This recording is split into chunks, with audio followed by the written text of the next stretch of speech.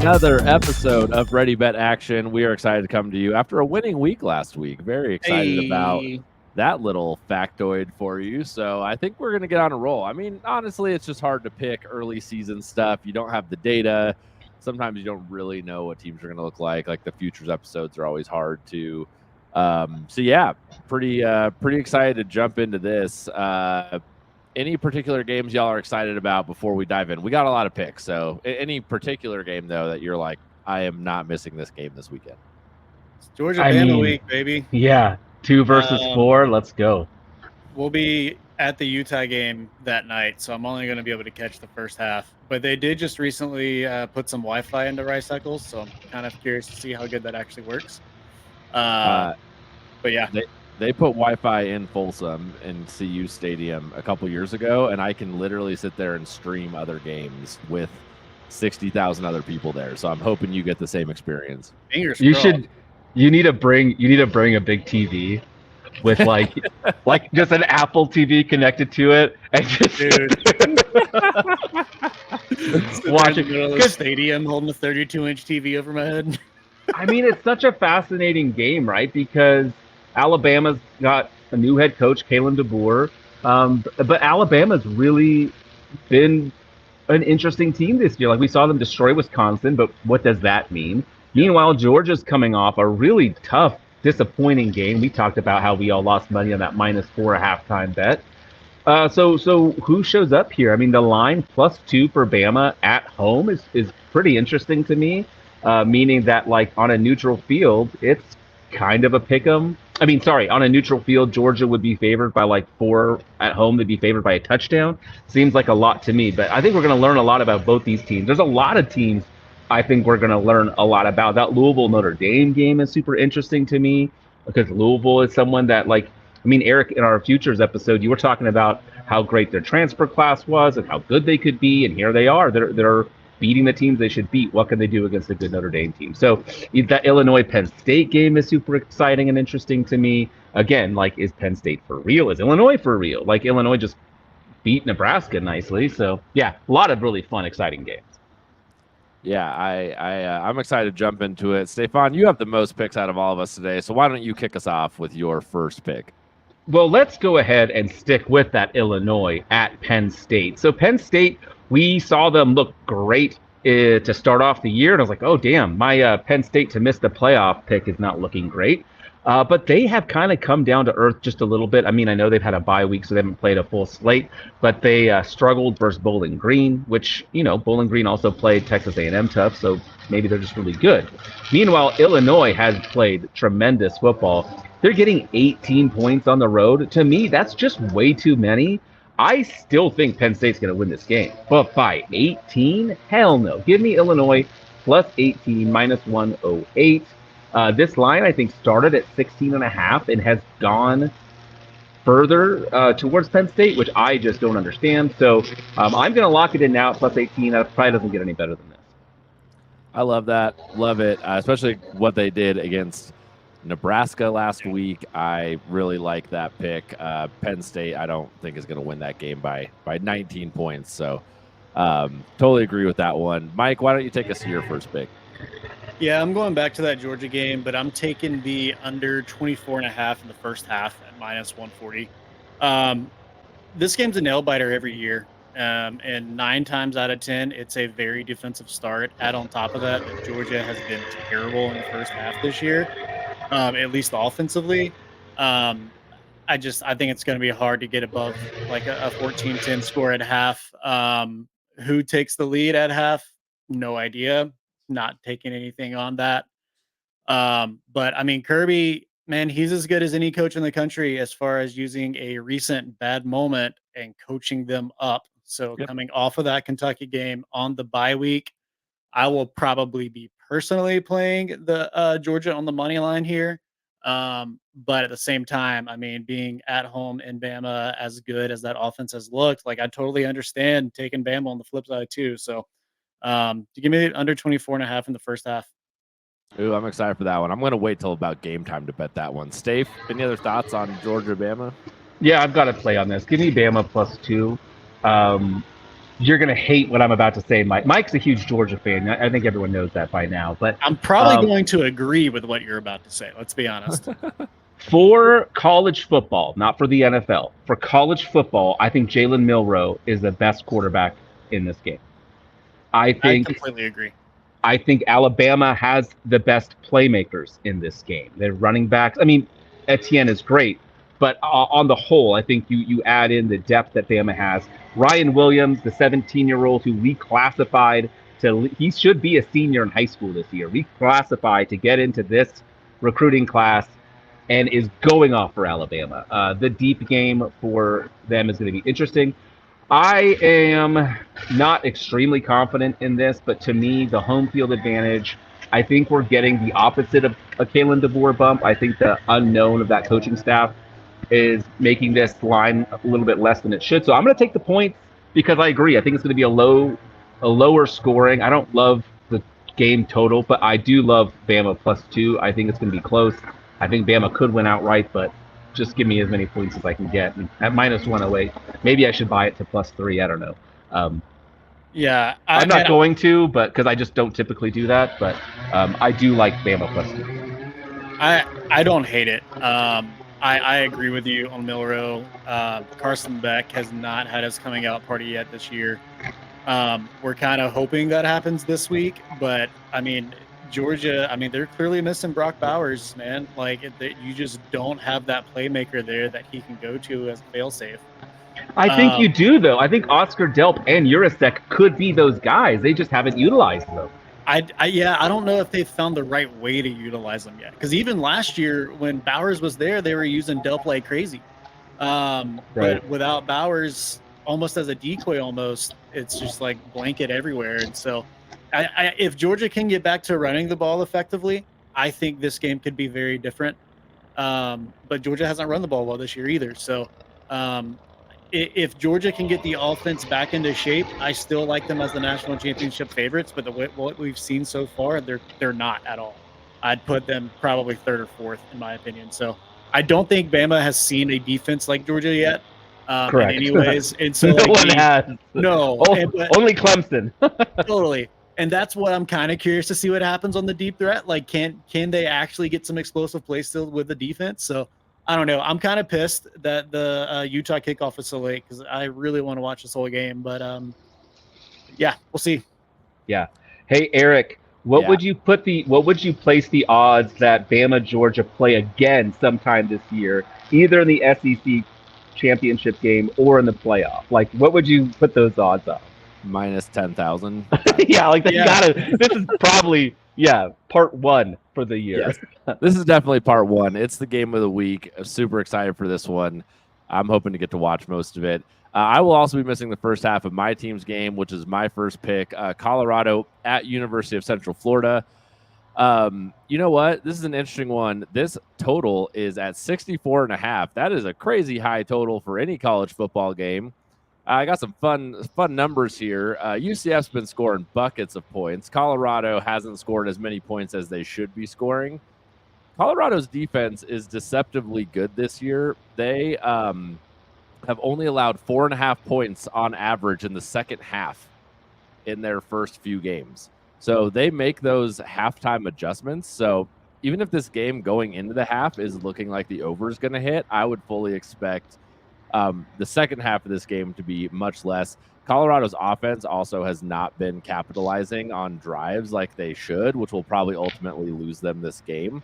I don't see them getting to this total of UCF and Colorado over 64.5 points is a little too much for me. That's a really high total, even in college football. I think the odds makers and people who like tuning into Colorado want to see Shedeur and all them light it up, and they want to see UCF and just have a track meet.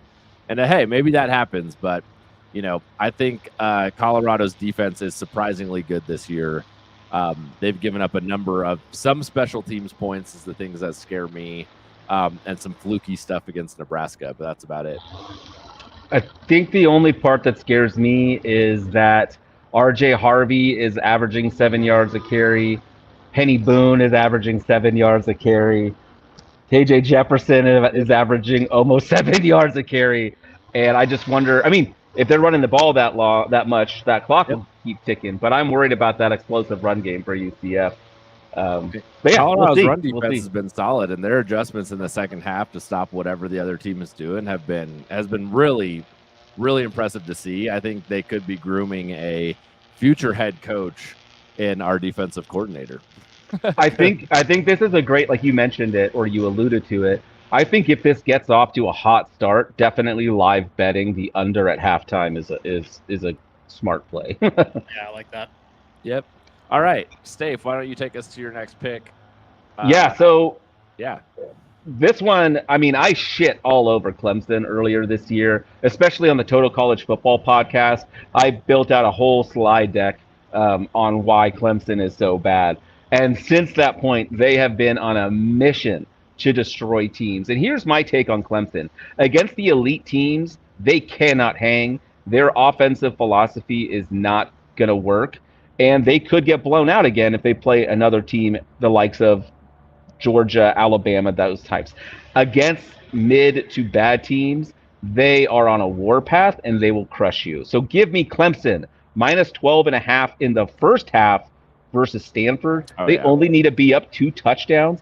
They've been putting up 40 points in the first quarter. Like, they're going to crush this. So I love the first half, Clemson minus 12. And you get that at minus 112. So you're not having to lay much juice for less than a 2 touchdown lead at halftime. Yeah, I like this one a lot. Love it. I agree. I think Clemson's on a bit of a I shouldn't use the term crusade, but I think they are on a bit of a roll to try to really like get back into this college football playoff and to be in that conversation for the ACC, especially with Florida State out. They should be the lead dog and should be pushing them in Miami. Yeah. Oh, Miami. I keep forgetting about Miami. Every time we talk about the ACC, I keep forgetting about them and how impressive they've been. Mike, you and Steve both have a pick on Oklahoma and Auburn. I'm going to let you all talk about the SEC because you guys watch more SEC football than I do. I tend to watch the other conferences. I'm excited to hear where you're on this, Mike. I'm on the Oklahoma money line, and I think I saw that's where you're at too. Yeah, you can get it at minus 125. We're well aware of the offensive issues at Oklahoma. We've talked about that quite extensively to this point. Jackson Arnold, he's out. Now we get a true freshman. You're asking a true freshman to go on the road to Jordan-Hare and come off with a win. And I think he does it. You kind of saw the entire offense get this big lift in the second half against Tennessee once they made that move. And as bad as their offensive line is, Michael Hawkins is way more mobile and can easily get on the outside and kind of take advantage of that a little bit better than Jackson Arnold can. So I think he's a better fit for a bad offensive line, and Auburn cannot hold on to the football, man. They're averaging over 2 turnovers a game, and they're not holding on to the football with either quarterback. So you're taking Auburn, who's got, they can move the ball.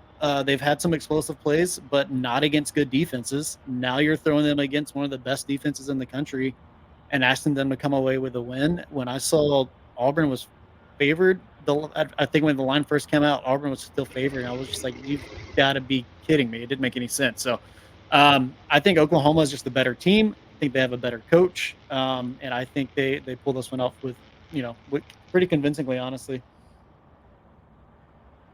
Yeah. Totally agree. I think you look at these teams and you think about like offense, defense, special teams. The best unit on this team, the only unit between the two teams that I think has a positive rating is Oklahoma's defense. Like Auburn sucks everywhere.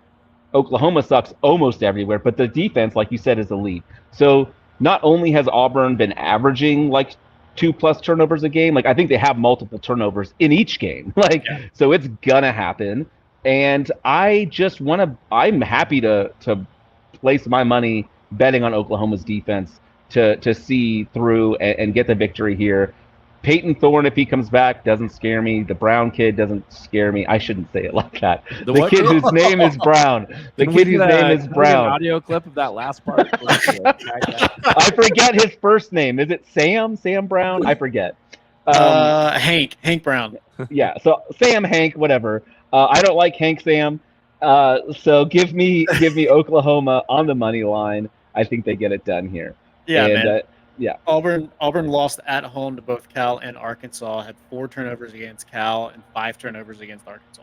they're looking to the future. Like, I think Auburn is going to be good in the future. I just don't think this is their year. And I think they know that. I don't think Hugh Freeze cares. Well, it's Hugh Freeze. His last comment last week was, "We don't need to change anything. Our offense is great. We just have to stop turning the ball over." And it's like, dude, if you're turning the ball over 5 times a game, you've got to change something. Or you just need to slide it from Heisman to All-American and put that interception slider down to 1. So They might need to go to varsity, man. Yeah. Oh, jeez. All right, let's keep this ball rolling. I'm gonna move on to my next pick. I'm gonna move to this Minnesota at Michigan. I'm gonna take Michigan minus 9.5 here. Minnesota really didn't put up a great fight against Iowa. They lost 31-14 or 34-14 last week. I think Michigan's defense is strength. They had a really impressive win against USC. Michigan is also hitting the part of its schedule now where it's kind of made it through that first little bit of a gauntlet, and I think they're going to look like they're 3-1, right? Which actually feels surprising. I think we were all riding Michigan off pretty early, and I don't necessarily think Michigan is like a playoff team. But they're going to make a push for the playoff over their next like 5 or 6 games. They really don't have a big thing like challenge until Oregon. So they're going to be coming out trying to make statements. Their defense is solid. That's where they return the most starters. Minnesota couldn't score on Iowa. I think Michigan's defense, is close to that level. I mean, Iowa's Iowa, but give me Michigan minus 9.5, even if it's like a 21-10 type of win. I think Michigan can cover this pretty easily, and kind of they now need to make a push to claim that they're a playoff team again this year. Hold on, I have to sneeze. I could put on a mic for that. I think that's a great pick. I think this is like the total is 35, so needing a double-digit win is scary, but I think Michigan's defense, I wouldn't mind playing the under Minnesota team total points on this one. Like, I think because Michigan's defense is so good that this one cashes for you. I like this pick. 24-10. 24-10 still gets you under. Yep. I was thinking like 27-7. So yeah, we're right there. Totally. All right, Stefan, why don't you bring us to your next pick? Why don't we talk about this Louisville and Notre Dame game? Yeah, so this was kind of the game last year that put Louisville on the map, getting that big home win. And their team has gotten better. Tyler Shuck still is healthy. They have the better quarterback in this matchup. Riley Leonard is one of those guys that we were wondering, could he develop as a passer? We know that his legs can bring him some success, but he hasn't. Notre Dame is not scary. And this is another game where I just think Louisville is being misrepresented by this number. Plus 7.5 is crazy. I think they should be favorites in this game. So give me Louisville. Brom is an excellent coach. He's going to scheme up Ja'Cory Brooks, who is a former Alabama wide receiver, former 5-star recruit, absolutely phenomenal receiver, and we're going to see him get loose against this Notre Dame secondary that is very good, but not quite as good as we hoped. And Notre Dame's offense is really going to struggle. They still don't have the dynamic playmakers at wide receiver to really threaten Louisville. So give me Louisville plus 7.5. I think the number is 6.5. Actually, I think I bought it up to 7.5. It's minus 137 here. So they just 7.5. Yes. So yeah, I saw my numbers at minus 137. So paying a little bit of juice, but I think this one cashes pretty comfortably. I like this a lot, man. Even defensively, Louis, they're real good, bad, man. Like, they held Georgia Tech, a heavy rushing team, to less than 100 yards rushing. So like, and that's exactly what Notre Dame's going to try to do too. Exactly. Yeah. Like, they can't throw the ball; they're going to have to run it. I don't think they're going to be able to. I wouldn't be surprised if they won it outright, to be honest. Same. All right, let's move back to the SEC. Mike, you have a parlay, an SEC Big Ten parlay for us. I do. I've got Ole Miss minus 7.5 against Kentucky, plus Nebraska first half money line against Purdue. Nice. Kentucky, man, they were pretty shocking against Georgia. But just going to call it what it is. I'm not giving them any credit in that, and I'm taking it all to Georgia just not executing on offense. I mean, Georgia still has not allowed a touchdown all season, and so it's like Kentucky's offensively has been terrible. They looked awful against SC, and I think they're somewhere right in the middle of where they were against Georgia and SC from a realistic standpoint. Ole Miss, we've talked a lot about on this show. They are just absolutely rolling everybody they're playing offensively. They are just full of studs, moving the ball at will, and they're going to do that again. Covering 7.5 points against Kentucky, I feel like is kind of laughable that it's even an option, to be completely honest. So I love that a lot. Nebraska first half on the money line. On the other side, Nebraska is currently 12th in the country in first half points, and Purdue is 129th. Nebraska has looked really good across the board. With their true freshman at quarterback, Raiola has looked effective in every sense that you want him to be. And Purdue has just been pretty bad, man. They look better against Oregon State than they did against Notre Dame, but they still only put up 7 points in the first half. So Nebraska just being up by a single point in the first half, I also feel super easy. So I'm jumping all over this one. Yep. You can get it at minus 125. I don't know if I said that. So the juice is still pretty good on it too. We'll have it on the screen. That's pretty solid. I like that a lot. All right, Stefan, your last pick to wrap us up. Maryland at Indiana. Love this Indiana team. We talked about them last week, averaging like 40 points a game and only giving up 10, and then they did it again. Meanwhile, Maryland has had a decent season. They're 3-1. They did lose at home to Michigan State.